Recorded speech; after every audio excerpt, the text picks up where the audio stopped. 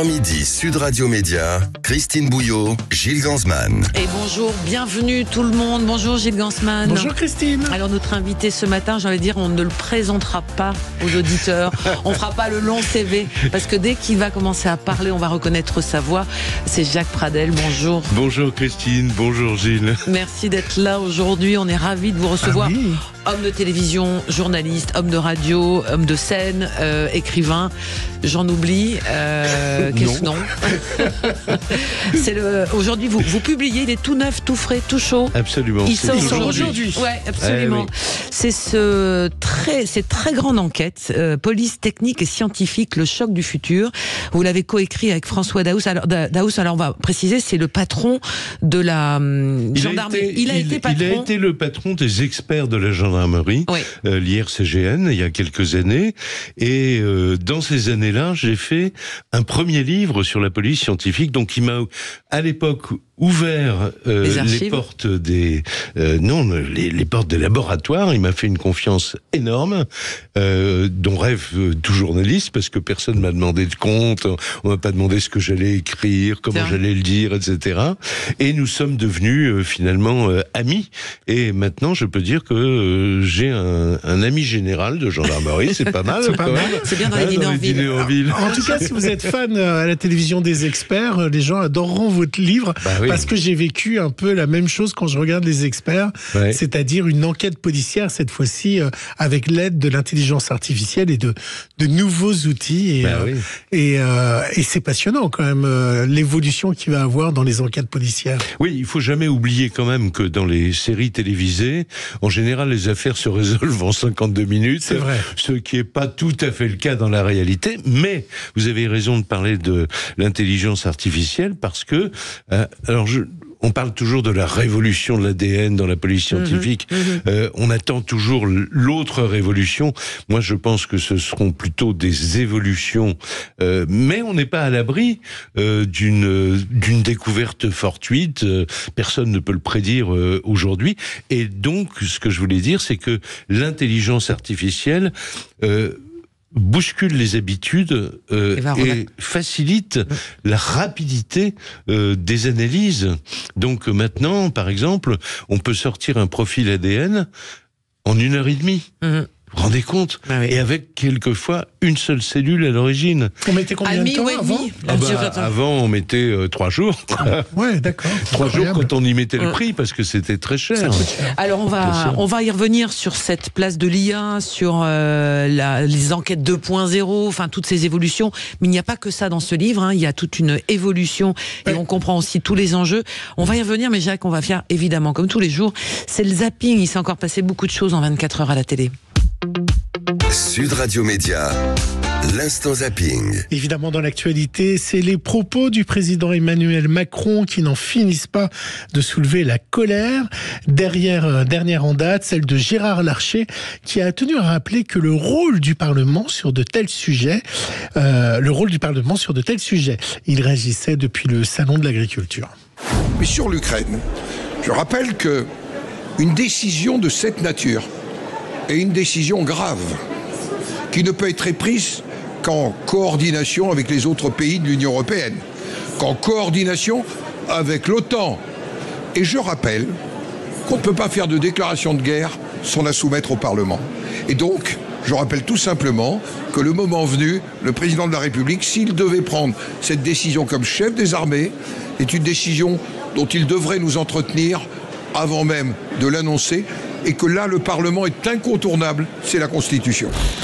Vous trouvez, Jacques, sur ce dossier ukrainien, que le président de la République, vous l'auriez en face de vous et vous lui poserez la question, qu'il est allé trop vite?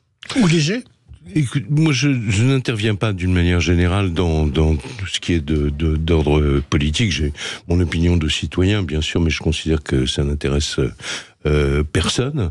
Non, juste une chose qui m'a accroché, mais c'est en tant que journaliste. Oui, quoi. c'est ça. Quelqu'un a dit depuis que le débat est ouvert, mais est-ce que les démineurs, finalement, c'est des troupes au sol ? Est-ce que c'est une intervention militaire d'envoyer des démineurs ? Je trouve que c'est une bonne approche de ce que tout le monde redoute finalement, c'est que ce soit un petit peu d'huile sur le feu. De la belligérance. Voilà. Ouais. Et alors évidemment, j'ai fait pour vous le spécialiste de faits divers zapping et de la justice. Alors je vous ai gardé cet extrait qui a été dans l'émission de dimanche de C'est Médiatique sur France 5. Il recevait le procureur François Molins et il est revenu, parce qu'il vient d'écrire un livre, il est revenu d'une scène marquante durant les attentats de Charlie Hebdo où il tente de joindre les frères Kouachi qui ont pris en otage un patron d'imprimante et la ligne est occupée. Vous tentez, vous, de contacter ce patron d'imprimerie, mais la ligne est occupée pour cause. Et là, vous êtes que tous les deux, toi et ton frère. Là, ça, c'est pas ton problème. Et il y a des gens qui sont derrière vous quand même ou pas? Ça, ce n'est pas ton problème. D'accord. Et vous comptez tuer encore au nom d'Allah ou pas? Tuer qui? Je sais pas. C'est une question que je te pose. Est-ce qu'on a tué des civils pendant les 2 jours que vous nous cherchez? Vous avez tué des journalistes. Non, mais est-ce qu'on a tué des civils ou des gens? Est-ce qu'on était assoiffés de sang pendant les 2 jours que vous nous cherchez? Allez. Attends. Bon, ça y est, je te le dis, d'accord? Attends, shérif. Qu'est-ce que vous vous dites? Que BFM a marché sur la tête? Je vais vous dire, je trouve ça scandaleux. Ça, c'est pas de l'information, pour moi. C'est la recherche du scoop médiatique. Et qui, effectivement, peut être dangereux, qui, sur un plan de l'éthique journalistique, à mon avis, n'est pas dans les clous. C'est pas normal. J'ai dit imprimante, c'est une imprimerie. Le patron de l'imprimerie. C'est incroyable quand même. Le procureur essaye de le joindre et il est en ligne en direct. Enfin, pas en direct, ça a été diffusé plus tard. Oui. Il est en ligne avec BFM. BFM TV, mais il y a eu toute cette séquence sur ces attentats, de l'intervention des médias. Oui. Justement, dans le cadre de l'enquête, c'est compliqué. Quel est votre regard sur journaliste dessus? C'est très compliqué parce que il faut pas simplifier les choses à l'extrême. Il y a quand même des encadrements journalistiques. Il y a des rédacteurs en chef, il y a des directeurs de rédaction. Donc, et bien sûr que les journalistes dits de terrain, pour être un bon journaliste de terrain, il faut avoir des relations avec les forces de l'ordre, policiers ou gendarmes, parfois avec les voyous. Tous les vieux journalistes qui ont fait les faits diversiers, les faits diversiers, voilà, le savent très bien. C'est la chasse à l'info, quoi. Alors peut-être que... Oui, mais il y avait un temps de recul, il y avait un décalage à l'époque. Oui, absolument. Là, on est en temps réel, c'est ce qui change. Est-ce que vous, on vous dit, vous pouvez avoir tel terroriste au téléphone, vous composez le numéro? Non, ça, je règle ça avec ma petite conscience personnelle. J'ai de leçons à donner à personne, mais parfois, je concède que je me dis, bon, les choses ont bien changé quand même. Voilà. Moi, je suis d'une génération où, quand un rédacteur en chef demandait à lire mon papier avant d'aller à l'antenne, je considérais pas que c'était forcément un acte de censure. Bien sûr. Mais parce que souvent, quand on débute, on n'a pas la science infuse, et c'est pas mal d'avoir quelqu'un d'une autre génération qui vous dit attends, tu peux pas dire ça, ou qui vous dit des choses plus cash, dans le genre un stylo n'est pas une arme, quoi. Tu n'es pas un sniper non plus. Voilà. Dans votre dernier livre, vous parlez de l'intelligence artificielle. Je fais le zapping pour vous, pour résoudre des affaires. Et bien, l'intelligence artificielle, vous savez quoi, Christine? Elle résout désormais des énigmes.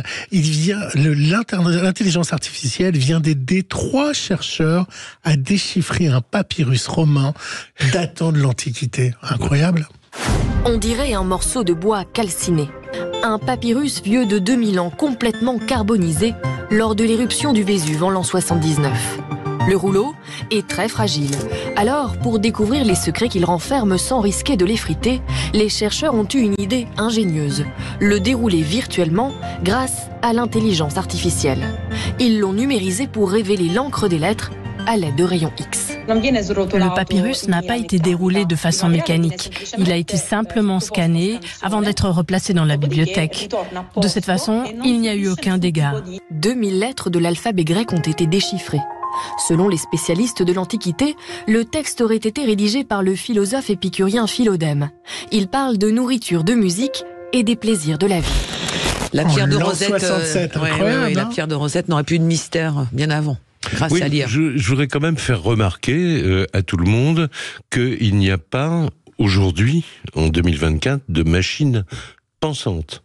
Ça veut dire que l'intelligence artificielle est d'abord celui des chercheurs qui ont mis au point les machines.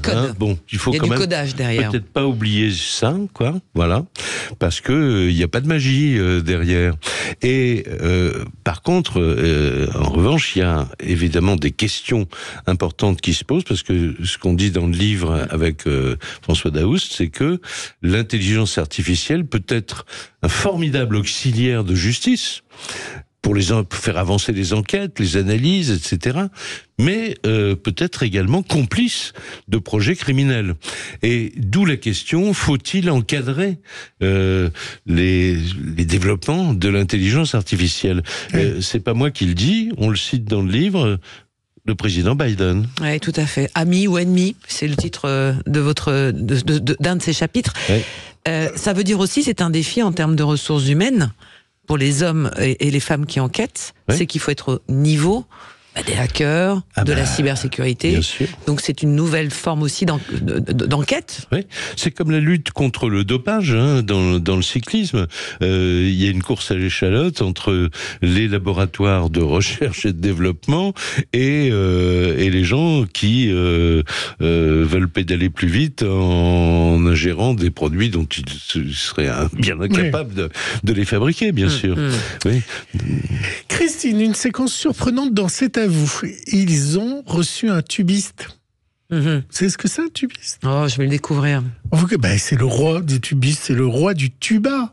Plusieurs fois nominé aux Victoires de la musique classique, Thomas Leleu, qui est un grand spécialiste, un grand tubiste, nous interprète Tobacco Case. C'était dans C'est à vous hier.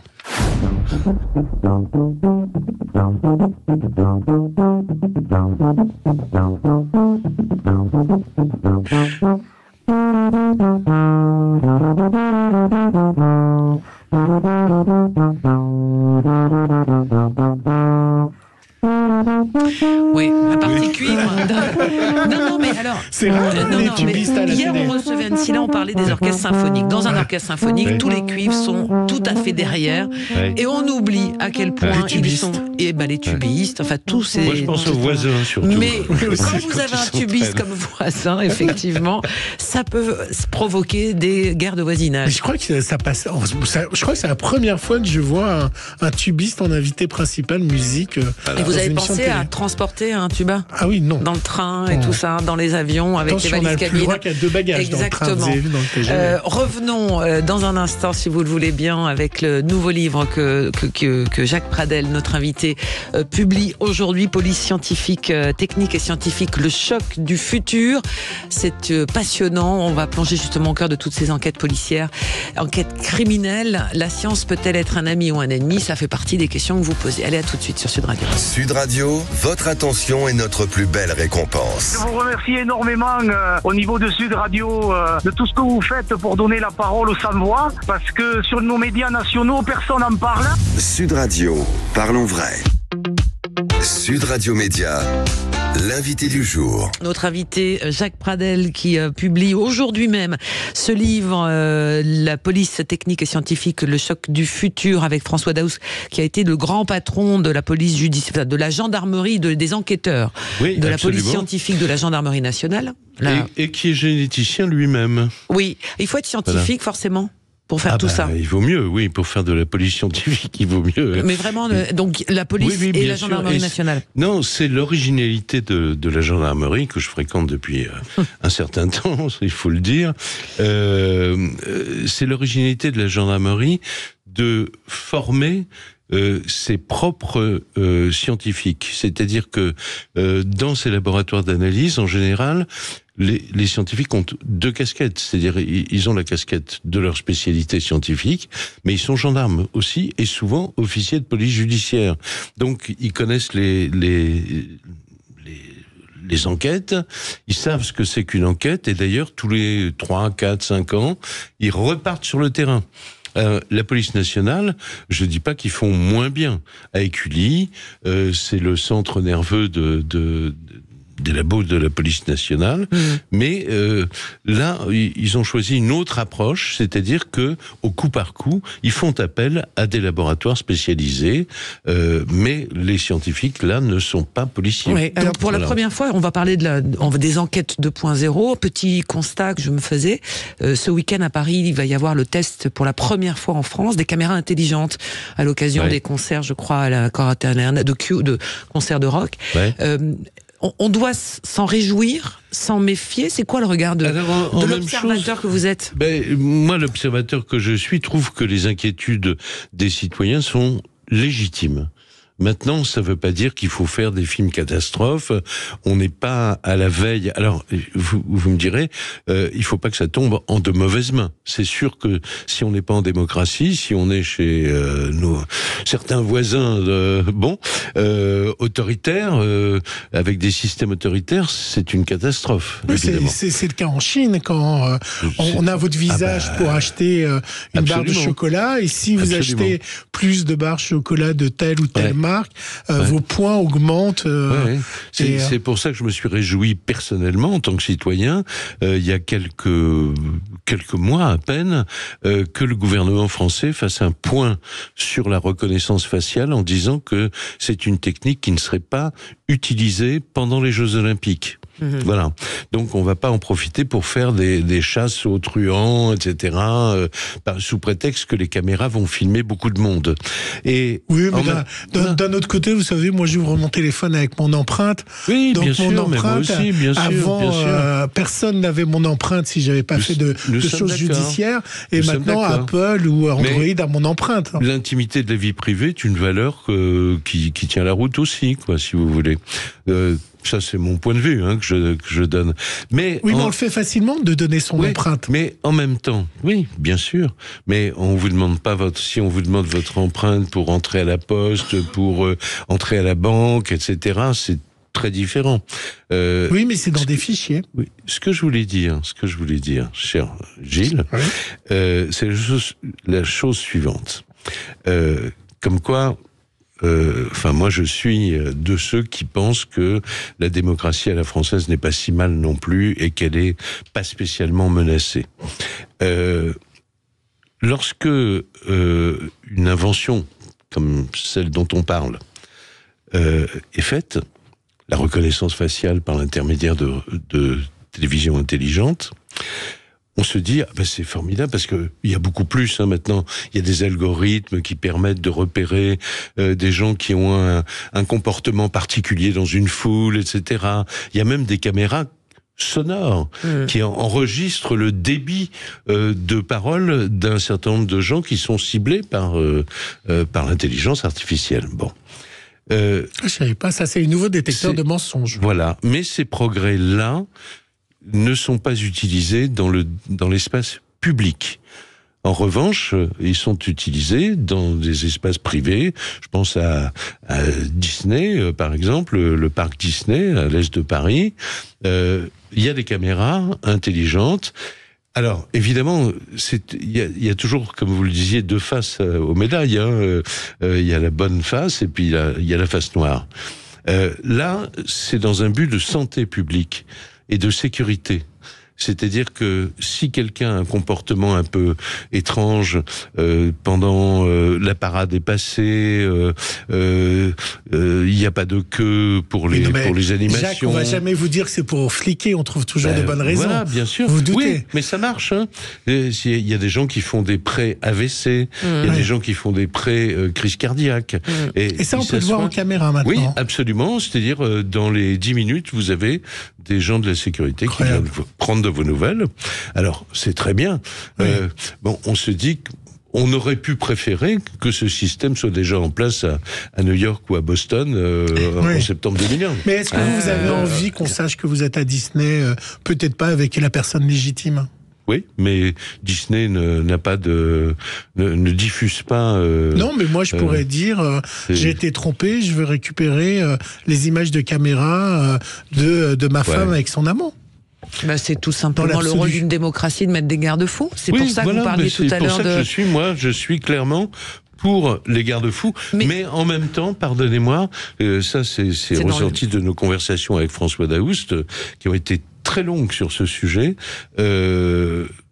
Encore faut-il savoir quel prix on est prêt à payer pour notre sécurité. Alors aujourd'hui, avec l'IA, moi je peux écrire « Aide-moi à fabriquer une bombe dis-moi où sera, quel est le meilleur endroit pour tirer sur quelqu'un ». C'est-à-dire que à la fois l'IA change les choses, mais aujourd'hui c'est devenu un outil très dangereux, moi je trouve. Oui, mais si vous vous adressez au dark web pour trouver par quel système, ou par quel système vous pouvez vous faire porter ce genre de conseils, la police le repérera. Le far web, comme on l'a appelé. Oui, le far web. Et là, donc c'est sans limite. Oui, non, mais il est très surveillé surtout. Oui. Et il y a des patrouilles cybernétiques. Hein. Oui, il y a du monde derrière les écrans. Et ça, c'est très puissant. Comment se situe la France par rapport au dark web? Il est vraiment très surveillé par la France. Ah écoutez, là, il y a pas très longtemps, il y a eu un très grand succès encore une fois de la gendarmerie, mais enfin souvent il y a des succès aussi de la police, bien sûr nationale, sur des réseaux de hackers. Tout le monde en a parlé. Bien sûr. Alors c'est l'aboutissement de mois et de mois, voire d'années de traque, parce qu'il faut savoir quand intervenir, bien sûr, pour attraper les gros poissons.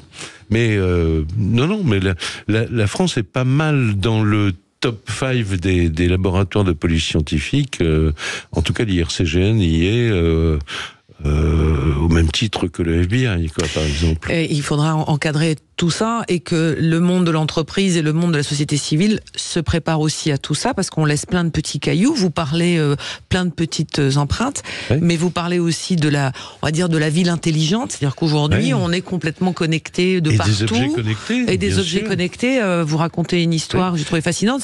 On résout une enquête, on disculpe un accusé aux États-Unis en demandant à Amazon les enregistrements à l'intérieur de la maison. Voilà, mais quelquefois dans d'autres enquêtes qu'on cite également. Donc j'étais pas loin avec mon histoire d'empreinte. Non, mais dans d'autres exemples que nous donnons, on passe même pas par Amazon, c'est la montre connectée qui a été offerte par l'assassin à sa victime, qui l'a oublié depuis, qui va permettre de montrer l'incohérence de son récit, c'est-à-dire qu'il dit ah non, mais à telle heure, elle était vivante, elle allait très bien, etc.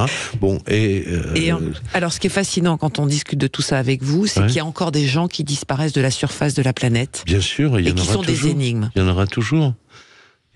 Zéro trace. Il y en a plein. Le crime parfait continuera à exister. Alors, il sera peut-être plus difficile à réaliser, mais par définition, on le connaît pas, le crime parfait. Alors, est-ce que les anciennes méthodes vont être au-dessus des nouvelles méthodes? J'entends, imaginons que dans un cas, l'intelligence artificielle dit telle personne est coupable, et puis à côté, on fait des analyses de sang ou autre, comme on faisait dans l'ancien temps, mais bien sûr. Et ça correspond pas. Qu'est-ce qu'on va privilégier? Ça c'est aux enquêteurs. Il faut. On parlait tout à l'heure des séries télévisées. À la grande différence, la grande différence des séries télévisées avec la réalité, c'est qu'en général, pour ce que j'en connais en France, les gens qui font de la police scientifique ne mènent pas les enquêtes sur le terrain. Jamais. Ils sont là pour, avec la science, avec ce que leur enseigne la science, pour ouvrir des pistes d'enquête pour les services de terrain. Bon, et là, c'est des Sherlock Holmes, je veux dire. Alors, on a les chercheurs qui font du Sherlock Holmes 2.0, mais j'allais dire, si vous me passez l'expression, le flic de base, il vaut mieux qu'il ait de l'expérience, qu'il ait son pifomètre qui ne tombe jamais en panne en général. Et voilà, c'est comme ça qu'on résout des affaires criminelles aussi. Ça veut dire que les autopsies ont encore de l'importance dans une enquête. Mais dans l'autopsie, il y a aussi l'intelligence artificielle. Pour aider les médecins légistes. Et il y a je cherche le mot qui me vient pas là, mais on a trouvé un système qui va permettre de faire des autopsies virtuelles. C'est-à-dire que, oui, bien sûr. Et ça veut dire simplement que contre-expertises seront tout à fait possibles. Et sur le long terme, et je voudrais qu'on revienne après la pause, justement, D'accord. sur votre combat. En tous les cas, c'est votre avis. On ne pourra plus fermer les enquêtes, l'imprescriptibilité. Ah, je l'espère, je le souhaite. Ça sera difficile de ne pas se dire que finalement, il y a des enquêtes qui seront jamais résolues, compte tenu des avancées. Je vois que vous êtes très bien renseigné. Mais oui, je bosse, mais j'adore ces sujets-là, et je vais vous raconter pourquoi juste après. On s'arrête un court instant et on se retrouve juste après avec notre invité Jacques Pradel. Le 10h midi, Sud Radio Média, Christine Bouillot, Gilles Gansman. Sud Radio, le supplément média. Avec il est toujours passionnant, parce qu'on a beaucoup parlé durant la pub. Hors antenne. Mais on va essayer de vous faire partager ça à nos auditeurs avec ce livre qui est publié aujourd'hui aux éditions du Rocher, Police technique et scientifique, le choc du futur. Et le mot choc est presque pas assez puissant, parce qu'en fait c'est une révolution qui est en cours là. C'est une révolution qui continue. Voilà. Dans ce livre, alors avant la pause, on parlait, est-ce qu'une enquête judiciaire aujourd'hui, compte tenu de ces évolutions, de ces connaissances, ces nouveaux outils, on pourra dire cette enquête, elle sera jamais, il y aura jamais de réponse. Donc se dire, elle est imprescriptible. Alors, non, ça c'est autre chose, c'est un autre domaine, c'est-à-dire il y a deux choses, oui, tout à fait. Quand on fait le constat des progrès continuels de la police technique et scientifique, des sciences forensiques, parce que je sais que François Daoust, lui, adore ce terme. Oui. Bon. La science forensique, c'est la criminalistique, ces progrès-là repoussent de plus en plus chaque année, mais on pourrait dire même chaque mois, peut-être chaque semaine, la période de temps sur laquelle une enquête va être possible à résoudre, un mystère va être possible à résoudre. Or, on a le mur de la prescription. Alors, il y a quelques années, en 2017, la prescription a été portée en France pour les homicides et pour d'autres, d'ailleurs, délits, de 10 à 20 ans. Bon, et moi je dis, 20 ans, c'est pas suffisant. Il faut poursuivre et en tout cas ouvrir le débat, et je le fais avec l'aide d'un journaliste et néanmoins ami qui s'appelle Christian Porte, qui l'affaire de sa vie, parce qu'il a beaucoup travaillé dans l'Essonne, dans Républicain de l'Essonne, l'affaire de sa vie, c'est les fiancés de Fontainebleau. Oui. C'est une histoire totalement oubliée aujourd'hui, mais qui est l'exemple type de ce qu'il faudrait ne jamais faire dans une enquête criminelle. C'est-à-dire que donc l'enquête n'a pas abouti. Une juge d'instruction s'est à un moment persuadée que elle avait un suspect. Elle l'a déféré en cour d'assises contre l'avis des services d'enquête qui lui ont dit on va dans le mur. Bon, et là, on peut se féliciter que la justice ait fait son travail, puisqu'elle a acquitté cet homme. Mais ensuite, 10 ans après, à l'époque, est venue la prescription. Donc cette affaire est prescrite depuis 2011. Donc si j'arrive ce matin avec le nom, l'adresse et les coordonnées du ou des assassins de ce couple, parce que les fiancés de Fontainebleau, c'est un jeune couple qui allait se marier et qui a fait une balade dans la forêt. Il ne pourra pas être condamné. Le jour de... non. Pas du tout. Il y a l'affaire du grêlé, donc, par exemple, l'affaire du grêlé. Oui, mais l'affaire du grêlé, c'est le contre-exemple. C'est le contre-exemple. C'est-à-dire que le grêlé a pu être résolu parce que la chaîne judiciaire n'a jamais fermé le dossier. Et qu'à chaque fois qu'on s'approchait de la période de prescription, il y avait un nouvel élément. On créait un nouvel élément. Tiens, on va réinterroger telle personne qui est dans le dossier. C'est du bidon, mais ça permet de décaler la prescription. Et avec les nouvelles techniques, on a pu le retrouver. Voilà. Et alors, Jacques Pradel, pour revenir à votre livre, vous parlez de la police scientifique qui évolue, mais les voleurs aussi. Je ne sais pas si vous avez suivi cette affaire incroyable où une personne fait une fausse réunion d'actionnaires en prenant un deepfake du patron, c'est-à-dire le visage du patron et la voix du patron, appelle le directeur financier en disant il faut virer 1 million à telle entreprise. et il lui demande toutes les vérifications, et puis là, en vidéo. Et voilà, et c'est il fait le pour virement. ça que vous avez suivi cette histoire. Le président Biden, tout à l'heure, à l'antenne, parce que ça lui est arrivé.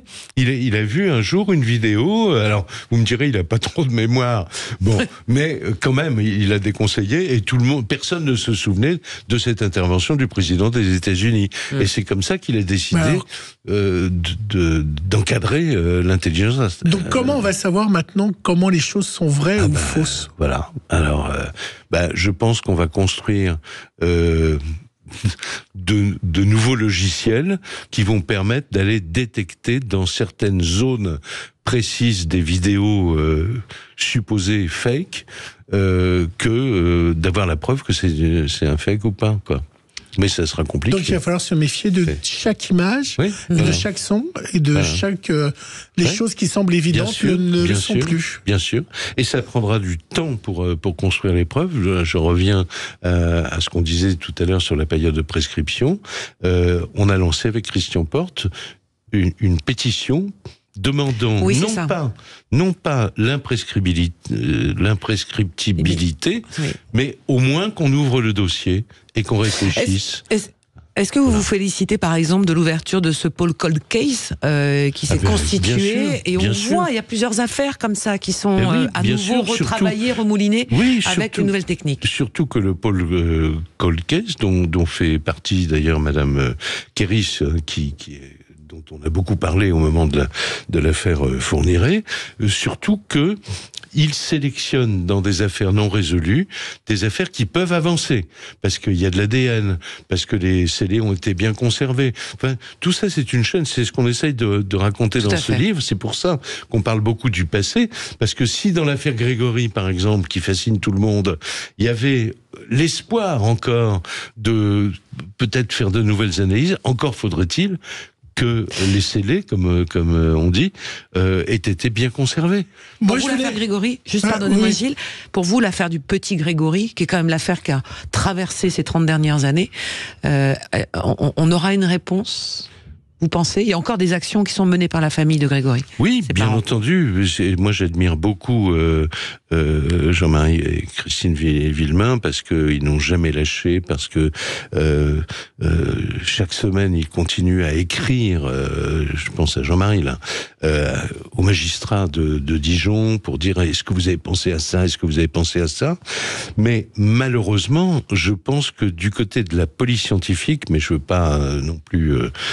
j'ai pas la science infuse, mais je pense que ça sera difficile. Et je pense que c'est une affaire qui nous fait faire une énorme marche arrière, c'est que tout le monde attend des aveux éventuels. Mais ces aveux, il faudra les confronter à des preuves.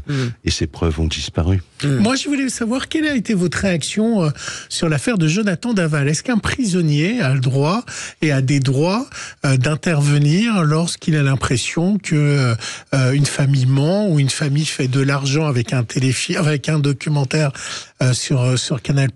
Quel a été votre regard, sachant que il y a plein de choses qui se préparent sur Netflix sur des affaires judiciaires qui sont en cours, hein. Mais sur l'affaire Daval, Netflix, non, ils vont sortir quelque chose sur Outreau et il y a autre chose. Est-ce que c'est du grand déballage pour vous?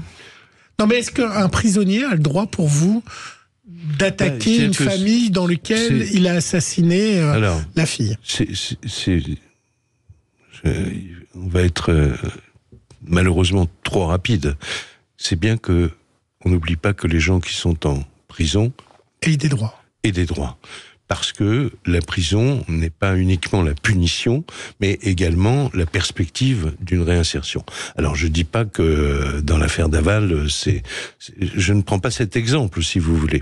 Mais les avocats font en général leur travail, parce qu'on leur dit toujours « Ah, mais comment tu as pu... moi j'en parle beaucoup avec mes amis avocats. Défendre telle et telle personne. Comment tu as pu défendre un tel monstre, etc. » Heureusement qu'il y a des avocats pour rappeler que malheureusement, ce ne sont pas des monstres qu'on condamne, ce sont des gens, des humains.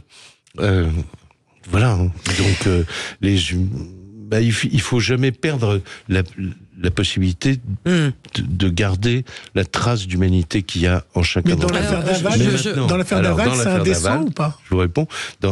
Ça me paraît assez scandaleux, je dois dire, personnellement, mais j'exprime mon opinion personnelle, parce que, en fait, ça va pas changer la face des choses, ça ne menuise pas la responsabilité de cet homme dans ce qui s'est passé. Voilà, donc... Jacques Pradel, est-ce que vous êtes amusé, agacé de voir souvent dans des affaires judiciaires qui tombent, ou dans des affaires criminelles qui sont sur le devant de l'actualité, on va dire le jeu médiatique et des réseaux sociaux qui font l'enquête avant l'enquête, finalement? Oui. Les instructions à ciel ouvert, c'est compliqué. Oui, mais quel est votre regard? Parce que ça pèse aussi, ça a du poids, que ce soit du côté des enquêteurs, que ce soit du côté des magistrats instructeurs, et de l'opinion publique. Ça fait perdre à la justice la sérénité qui paraît nécessaire à la fois au moment d'un jugement et au moment d'une enquête. Alors, bon, cela dit, les policiers et les gendarmes sont pas nés de la dernière pluie. Je pense que même dans l'affaire Jubilard, il nous reste encore quelques surprises. Je n'ai pas d'informations particulières, mais je le dis comme ça parce que, voilà, on ne dit pas tout au public, et justement, ce serait une faute professionnelle pour l'enquêteur de tout lâcher, parce que le jour où, par exemple, il y aura une petite preuve supplémentaire, où il y aura une déclaration de quelqu'un, etc., on pourra toujours sortir à ce moment-là les atouts, c'est ça. Qu'on garde précieusement. Et après, il y a la vérité judiciaire, il y a 2 jours. Après, il y a malheureusement ce qu'on appelle la vérité judiciaire, quand la justice est tellement prudente qu'elle dit, voilà. Et vous, avec toutes vos connaissances, est-ce que vous êtes capable de faire le crime parfait? Joker. Ah, c'est bien. Ah bah bien sûr, je vous remercie. Il est content. Il est content. Mais je n'oublie pas quand même que, en général, le crime ne paie pas, mon cher. C'est ce qu'on dit. Absolument. En tous les cas, Police technique et scientifique, le choc du futur, c'est votre dernier ouvrage qui sort aujourd'hui aux éditions du Rocher, coécrit avec François Daoust. C'est une encyclopédie, un gros pavé, qui remonte pas que sur les nouvelles technologies, mais on fait aussi le fil de l'histoire de la police technique et scientifique, et on apprend, moi je me suis amusée avec vos schémas d'empreintes digitales. Oui, bien sûr, mais vous savez, les empreintes digitales ont encore des choses à dire. Oui, avec la poudre et tout ça, ça existe encore. Merci beaucoup Jacques Pradel, on était ravis de vous recevoir ce matin. Gilles, à demain. Demain on parlera des arnaques bancaires, c'est un gros reportage d'envoyé spécial, où là aussi la technologie fait que on n'est plus à l'abri quand on vous vole tout votre argent sur votre compte. En général, les voleurs ont plus d'imagination qu'on ne le croit. Voilà. Et puis on aura Lilian aussi, qui est un candidat qui a marqué The Voice samedi. Un jeune homme de 18 ans. Ce jeune homme de 18 ans qui aime la musique du passé. Voilà, et dans un instant, on va se retrouver avec nos débatteurs. Jacques Pradel, merci infiniment. À très bientôt. Moi qui vous remercie. Et nous, on va débattre de l'actualité du jour tout de suite sur Sud Radio. Sud Radio. Parlons vrai. Parlons vrai. Sud Radio. Parlons vrai. Sud Radio. Parlons vrai. Cette semaine, écoutez Sud Radio tous les jours entre 7h et 8h pour tenter de remporter votre bon pour un séjour d'une valeur de 1 200 € pour vos prochaines vacances dans les clubs Bellambra, en famille ou entre amis. Choisissez parmi 45 clubs de vacances situés dans les plus beaux endroits de France. Profitez d'équipes dévouées, des clubs pour les enfants de 4 mois à 17 ans, des repas où vous n'aurez qu'à vous mettre les pieds sous la table et des animations pour tous. Bonnes vacances avec Sud Radio. Parlons vrai.